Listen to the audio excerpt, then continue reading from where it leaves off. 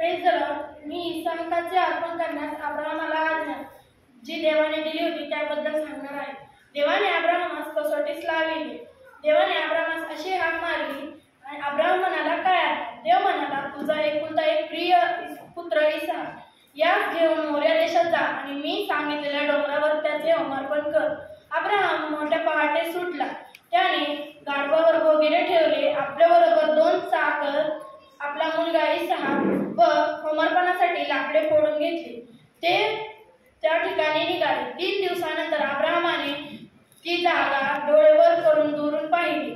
Abraham आपल्या चाकरास म्हणाला की तुम्ही इथे गाढवापाशी थांबा, मी आणि मुलगा पलीकडे जातो व देवाची उपासना करून परत येतो।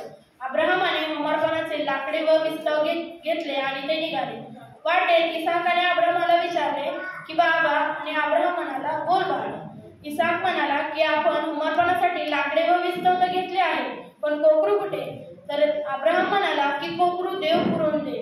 देवाने सांगितल्याप्रमाणे अब्राहमाने तिथे वेदी बांधली, त्यावर लाकडे रचली आणि आपल्या मुलाला बांधून त्यावर ठेविले। आपल्या मुलाला वधण्यास त्याने आपला हात पुढे करून सुरा घेतला। तेव्हा आकाशातून देवाचा दूत म्हणाला, अब्राहम अब्राहम। तेव्हा अब्राहम म्हणाला, काय आहे?